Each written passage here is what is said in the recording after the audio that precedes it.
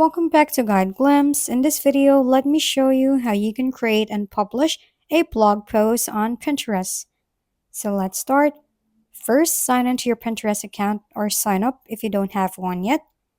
After that, click on the plus sign icon and select Create Pin. Next, upload an image that represents your blog post. Now add a title and a detailed description to your pin. Use relevant keywords to make it searchable. After that, include the link to your blog post in the Add a Destination link field to direct users to your full blog post. Once everything is set, click Publish to make your pin live. Once again, thank you for watching. This has been Guide Glimpse. Don't forget to like, share, and subscribe for more how-to videos.